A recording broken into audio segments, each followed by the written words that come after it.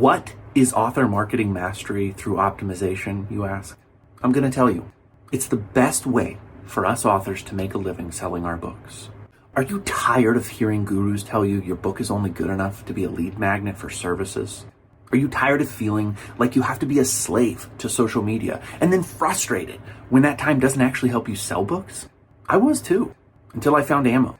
Ammo is the only program that reliably produces results, and it works for anyone. Is it hard work? You bet. Do you have to overcome some of your own prejudices to make Ammo work for you? Absolutely. But rather than being another program that rah-rah shish-goom-bahs tries to get you emotionally excited only to offer unclear methods, Ammo shows you how to design profitable ads step by step through a unique, never-before-tested formula. The founder, Steve Piper, is a data-loving, formula-driven author who escaped the kingdom of Amazon to build a platform for himself where he sold directly to his readers and built a loyal following. With Ammo, you know who's reading your books, how to contact them, and what they want to read next.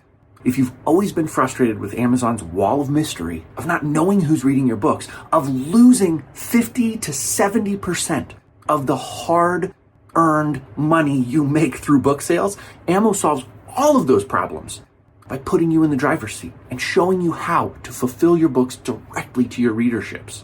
Click the link in the show notes to learn more.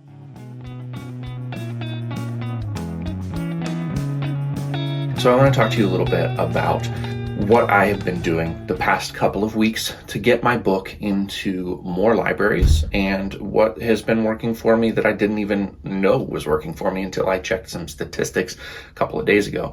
So the couple of days ago statistics is kind of, I think, the center of this podcast, and I'm going to talk more in depth about it in the coming weeks. But Findaway Voices is a really special place for authors.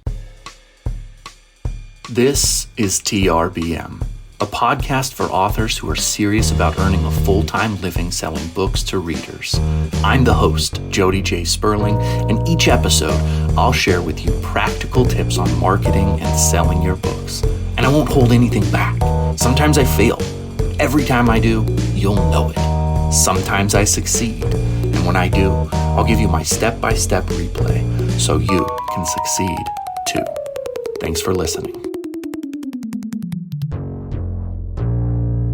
You can't be part of Findaway Voices unless you have an audiobook to upload into their catalog. You can't be part of Findaway Voices if you have an exclusive deal with Audible.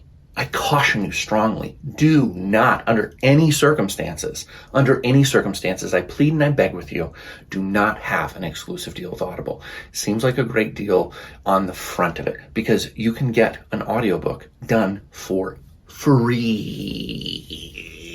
If you're not watching this right now, I am making the most ridiculous air quotes possible because free is a lie. Every single time you see the word free, it's a lie. There's something behind it that is pulling the strings and taking control out of your hands and putting it in the giver hands. Okay. So Audible in this case gives you a narrator for free. They narrate that book, but then for 5 years, they own exclusive rights. You can't do anything with that audiobook. It belongs only in the Audible service. And that's cool because you can get some sales. There's also the fact that the narrator is going to take a huge chunk of your profits. Audible is going to take a huge chunk of your profits, and you're just going to be left with a pittance. So don't do it. Going wide is far preferable in every case. I will argue this in a couple different ways. You may have listened to my last conversation with Will Gray when we discussed the merits of being in KU. I kind of think of that like Disney, and I don't know if they still do this because of Disney Plus, but they used to have all of their animated films in a cycle, and then they would go into, I think it was called moratorium, and those movies would disappear. You couldn't get them, you couldn't buy them unless you could find a used copy somewhere, and they would just be dormant for a period of time. So I think of KU as being a version of Disney where you may find some benefits in going for a 6-week burst on KU. And that means you actually have to pause all of your outside channel sales to go exclusive with KU. It's not a terribly hard thing to do. You just have to understand where your book is being distributed, because if Kindle catches you trying to do KU but also being wide, you can get banned from KDP entirely. And that's just not a great place to be. So don't do that for sure. You want your books to be wide, available on Kindle, available on Audible, but also available wide. There are a couple of times when it might be beneficial to just be with Kindle and KU, or never the audiobook deal though with Audible. That's just not, no, never. So Findaway Voices is a wide distribution platform. And what it does so well is that it has curated the top places where people can listen to your audiobooks. So go ahead and jack your headphones right into this book here. I'm holding 9 Lives of Marvin Longhide for any of you who are not watching but just listening. And pull up Spotify, pull up Walmart.com, pull up BarnesandNoble.com, pull up Overdrive, Libby, Audible, any of those apps, Hoopla, Libro FM, where audiobooks are distributed, and Findaway Voices will have distributed it to those places for you. A good example of this, and this is going back to the beginning of the episode, I didn't even know that Findaway Voices had distributed my book to something called Bibliothek or Bibliotheca or something. I know Biblioteca is library. I know that because Adam Sandler did a joke on one of his albums about Biblioteca and Ayúdame. If you know, you know.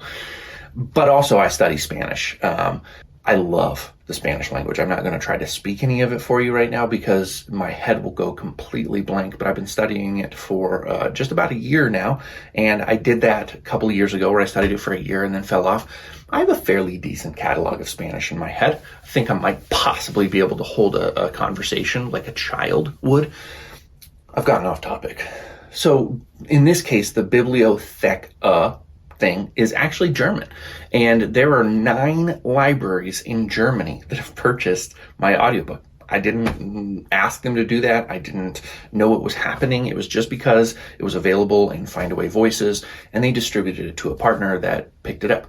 I've also gotten a handful of sales through other channels that I didn't know were being distributed to. I didn't do any work other than putting in Findaway Voices. And right now that has generated me a grand total of $30.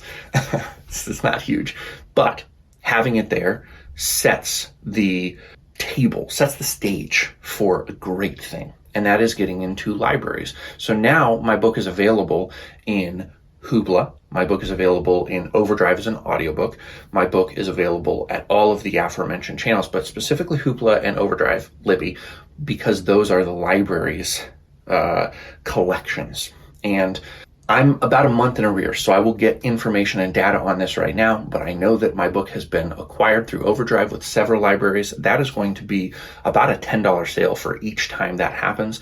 And then pay-per-click with Hoopla is going to be just around $50. So it's not huge, but if you get a ton of listeners at the library, if you drive interest, if you drive readership, listenership, you're going to get a massive impact eventually. I think that I liken libraries to grassy prairies. Okay. You can find so many of them. They're vast. And at first glimpse, they might not be beautiful. But when you understand what they do and how they work, they can be the spark that ignites a grass fire. And if you know anything about grass fires, they are the fastest burning fire known to man. Forest fires are awesomely destructive in that they get really hot and they consume whole trees and animals and birds, and it's very destructive. But forest fires don't tend to be quite as quick as grass fires because forest fires have a lot of fuel to consume. And I know I'm kind of giving like agency to fire, like it has thoughts. It doesn't. I don't understand the science behind it. It doesn't move quite as quickly because of that fuel that it has. It localizes and it burns hotter right here. But with a grass fire, because it burns the grass so quickly, It's like a torch. It just, bam, goes really, really quick. And I think of libraries that way. Not beautiful until you understand what you're looking at, and extremely potent in a quick manner to spread vastly. Get your books in a library collection, and a book club starts reading it. When a book club reads it, you have this unique opportunity that a lot of authors might not get, where people are reading with an eye to conversation. And when you read with an eye or a mind to conversation, you engage with the material differently. Whether you're reading a novel or a biography or a textbook, if you read with a mind on conversation, you really get a connection with the book. And so in my case, The 9 Lives of Marvin Longhai might be something that is purchased online when the reader knows nothing about me. And they probably will like it because it's a well-written book. I took the time to make a great story, to edit it, to proofread it, to get the cover designed by a professional graphic designer. She's also married to me in this case, so it didn't cost me out of pocket for that, but trust me, I've spent plenty on this stupid book. Oh, rough, man. And that sets the stage for somebody to like the book. But if you buy it, you read it, you like it, boom. Maybe you rate it on Amazon, Goodreads, whatever. I know I do, just because I've always liked to let the world know how many books I read and stuff. I was rating books long before I understood what it did for authors. But there's so many books that I've read and enjoyed and given decent star ratings on Goodreads that I don't even remember who the author is. I just picked up the book, read it, liked it, boom, done. Okay. A pleasurable experience. What happens when you get into a book club is that you go deeper with the reader. So I'm going to pull off the shelf here right next to me. If you're not watching, I have a bookshelf behind me. You can't even see it on screen, but this book, The Border of Paris by Paradise, The Border of Paris. Paris is paradise. Boom. Okay. Esme Wei-Jong-Wang. Yeah. If you notice, I didn't actually even look at her name. I remember this book very well because I read it for a book club with my friend Jeff, a handful of other people. I miss that book club. But, the funny thing about the book is that it actually wasn't one that I loved. I was somewhat critical of it. I felt like pacing wasn't great. Character development was ish. But I remember her. I remember the discussion, and I bought her next book, even though I didn't love her first one, because there was this deep connection with that book. And it's on my shelf in my office. I don't have much shelf space up here. I have one slender, slim bookshelf that has about a dozen books per shelf, and it's 6 high. And then I have the one that's on my standing desk, and that's literally 2 shelves. It has Dennis Johnson, it has Roberto Bolaño, it has David Foster Wallace, and it has Bernard Malamud. Those are my 4 most influential, favoritist authors. Also, I do have Ethan Hawke's most recent book. I can't see the title, A Bright Ray of Darkness. I actually think that title's horrible, but I love the cover art, and the book itself is brilliant. Ethan Hawke, confession time, is the only author whose book I have read in a single sitting. I did it twice with his first book, which the title is evading me right now. I also did it the second time with his second book, Ash Wednesday, which wasn't as good as the first book. But he's a great actor. I hear he's somewhat of a despicable man. I'm not going to make any judgments. I've never met him. I enjoy listening to his interviews on podcasts, etc. But the dude can write. His books are so good. His novels are really, really good. And they might be of a time. I might go back and read them and think it was great when I was a teenager and angsty and love, whatever, but I love his books. And so I do have his most recent book on this shelf up here as well. I've gotten a little bit off topic, but what I'm saying here is that in so many cases, if you can get into a book club, you can create lasting memories and a super reader, somebody who is going to keep buying your books over and over, so that your only job then is to write a great book. And when you get enough of those readers, they're going to be your best promotion. There's going to be a point where they recommend your book to everybody they know. It comes up in conversation naturally. They're thinking about it. And a lot of the promotion that you have to do yourself is going to be offloaded onto the reader. That's the dream. And libraries are the grass fire that can do that for you. With a library, they can select that book and make it a book of the month or a book club pick, you're going to get a ton of reads.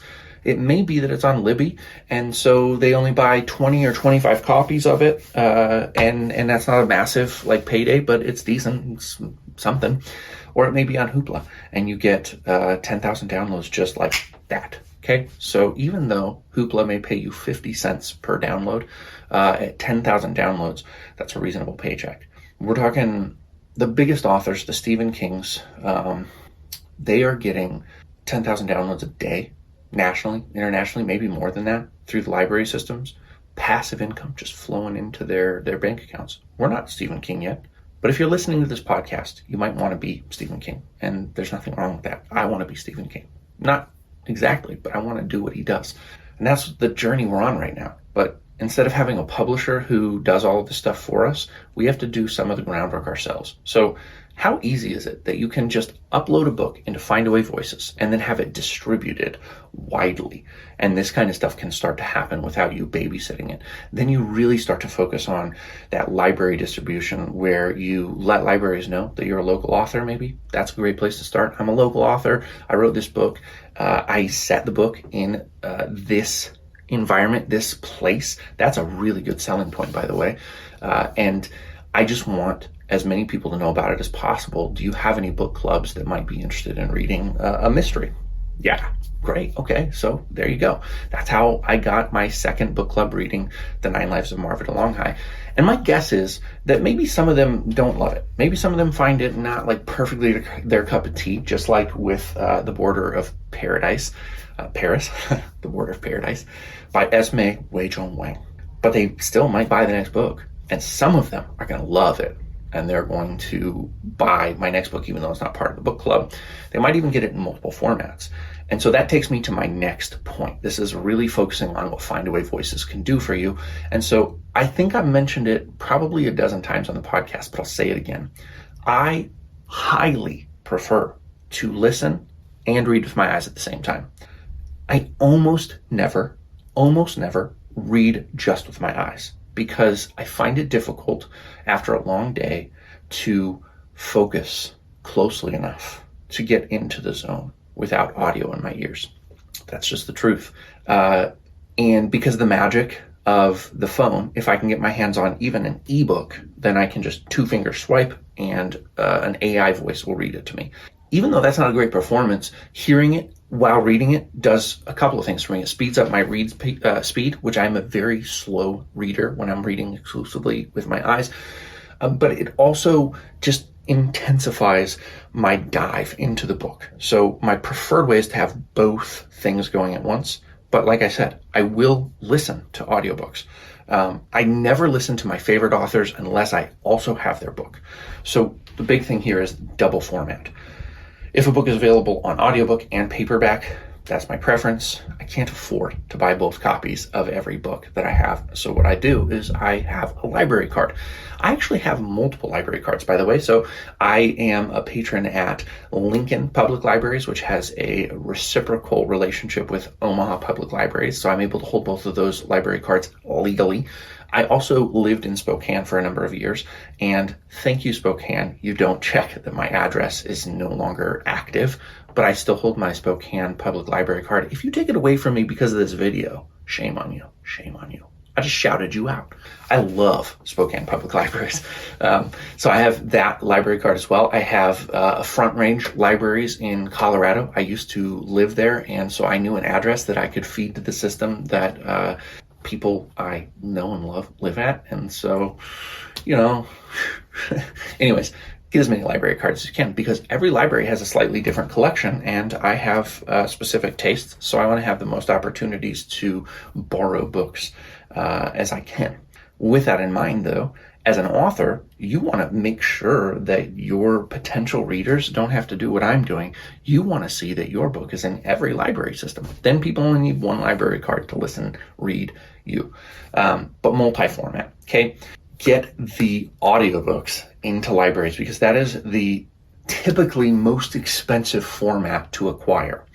So people tend not to buy a ton. Maybe they'll have a subscription to Audible. I think you get a credit a month for $10, which, is what it is. If somebody's only reading, 12 books a year, you're going to have a hard time getting on their list. You're going to have a hard time convincing them. For the people like me who read upwards of 150 books a year, I'll take a chance. Absolutely. But I'm not buying all those books. Absolutely not. I'm not buying those books. I'm not buying all those books. I'm listening to them through the library as a good citizen of the world who can't afford that much. Hopefully one day I can, but right now I certainly cannot. And I use the library just like avidly. Get in libraries. Use Findaway Voices. Your audiobook will be uploaded without you even having to do anything into Hoopla and any pay-per-click system. That takes away a ton of the work for you. Then you only just have to build awareness for library patrons that your book is out there. Listen to it, enjoy it, love it. Overdrive's a different case. You're most likely going to have to request every single library to buy your book for their Overdrive collection. That's going to be easier the closer you are to home. It's more difficult as you spread out. I will say that fiction is a little bit easier than nonfiction in some cases here, because all you have to do to prove that you are applicable to the patronage is that you're in a genre that readers binge on and love, and that you're writing quality books. It's not terribly hard. We talked about reviews a few episodes ago, so consult that episode for ways to build a little bit of credibility for yourself, and go and just take advantage of that in any way that you possibly can. Now, I want to wrap up this conversation by saying that all of this is dependent on the quality of your work. That's how I started the library series, and it's where I want to finish this episode again. I know you might feel a sense of desperation to be famous, to be in front of a million readers, and sometimes that sense of desperation can lead you to publishing unfinished work. I had a conversation with Matt Herron, a little while ago, and he talked about the idea of, multiple drafts doesn't necessarily make a book better. I agree and disagree with that. I think that there's a point where you've overworked something. You throw a piece of meat on the grill and there is an ideal moment to pull it off. You don't want to just leave it there. Cooking more does not improve the final product. So draft wisely, but make sure that the quality of the book is up there so that when it is read by people, they love it, they hold it, they feel that quality, just every step of the journey, it's great. And I want to give you some homework. I've been trying to give you homework for these library episodes. So 0.1 homework, my book right now should be available in your library catalog through Overdrive. You will be able to find it. It might not have been purchased. In fact, I almost guarantee it's not. If you would do me this favor, I would love you forever, if that matters to you. Or you could just go to sleep tonight knowing that you helped a person. Request my book from your local library if you have a library card. If you don't, get a library card. I guess that's 0.001 homework. If you don't have a library card, go get one today. Don't delay. If you have a library card, request the 9 Lives of Marva DeLonghi to your library's collection. And I'm specifically asking you to do it with my audiobook because I believe that audiobooks right now are the greatest untapped potential, somewhat tapped, but they're the greatest potential for binging. A lot of people read most of their books as audiobooks. So please do go out there and request wherever you are. If you're in Arkansas, like Joe Radke, please request the audiobook from your library through Overdrive. You do need to have a library card in order to request things, but it takes a couple of seconds to get one. You can do it online. That's 0.01. Okay. Homework 1.0. If you don't have audiobooks, get audiobooks. We already talked about don't go exclusive with Audible.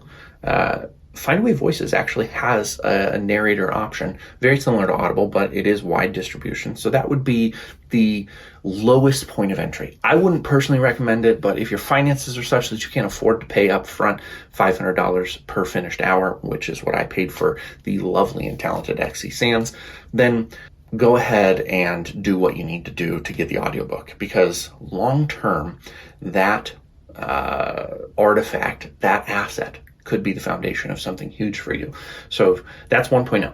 If you don't have your audiobook, use Findaway Voices, find a narrator, get your book up there, get the book recorded, get that done. If you can afford to pay for it, do so, but get your audiobook recorded. If you have an audiobook, homework 1.1, it's going to get really challenging to remember my numbering system, is to upload it to Findaway Voices. So you might have the audiobook and don't know that Findaway Voices exists. It is www.voices,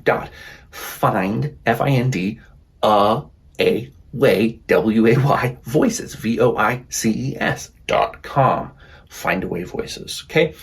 Upload it there. It will do mass distribution. I think I already said this, though I will let you know I recorded this entire podcast and realized that my iPhone didn't have enough space, so I had to delete a bunch of stuff, and this is round 2. Ding, ding.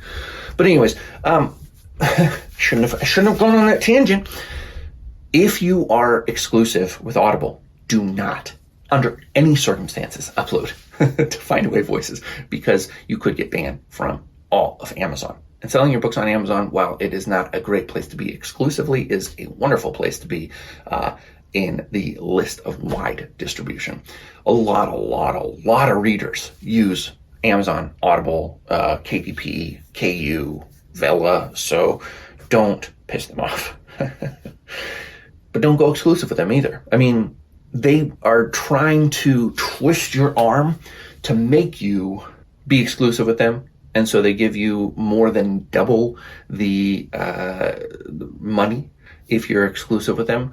But trust me, in the long run, getting out to all of these libraries, getting out to all these other places, being wide, going to Walmart.com, going to BarnesandNoble.com, going to Libro.fm, all the different ways that you can get your books to readers will, in the long run, benefit you. There are times, like I said with Disney, where you can go exclusive for a while, but really, trust me, don't make an exclusive deal. So that's 1.1, I think, is upload to Findaway Voices, as long as you're not already exclusively attached to Audible. 1.2 is you're already uploaded to Findaway Voices. Your book is already out there. It's distributed through Hoopla and other pay-per-click avenues, is to start requesting libraries pick it up via Overdrive. So build your email. It can be something really simple. It can be more complex. Go back and consult my episode with Eric Otis Simmons. He talks a little bit more in depth. You can also listen to his episode with Joanna Penn on the Creative Penn podcast and get more of an idea about the process. You can use his systems to get into libraries. There's a lot to love about what he's doing. I will note again, it's very important that you know, libraries do buy your book 2x. The reason they buy your book for double the price that it is retail is because once they own it in their Overdrive catalog, they don't have to pay again to lend it. They can just keep lending that same copy, which means 50 people might read a copy of a book. So 2x ends up being a really great deal for them.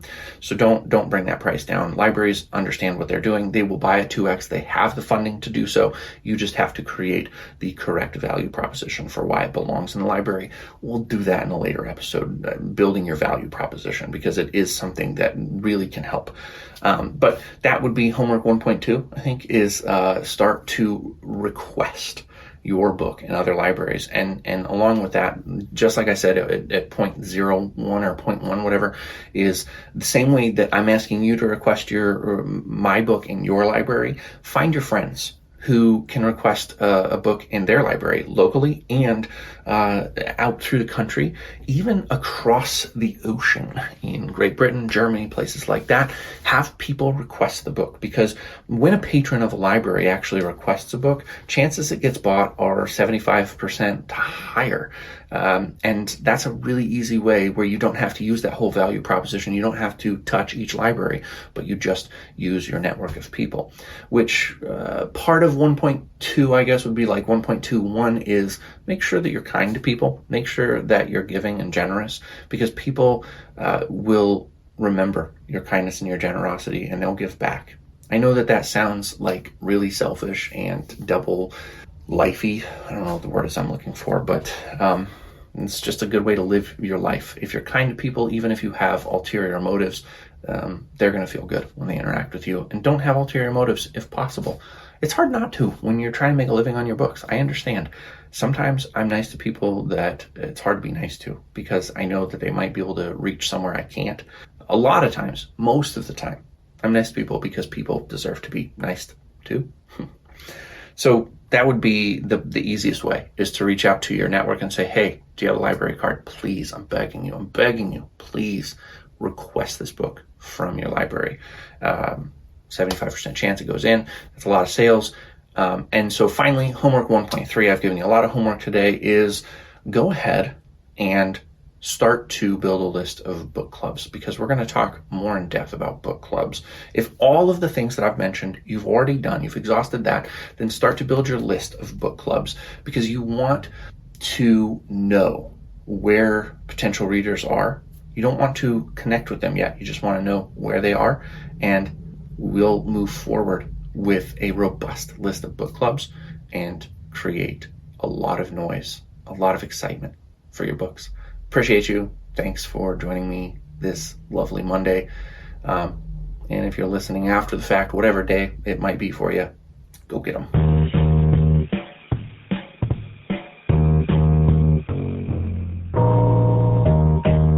Thank you for listening to TRBM. The theme music was provided by the ever-talented Christopher Talon. And hey, if you liked what you heard, share this show with other readers, because what's the point of telling stories if nobody's listening?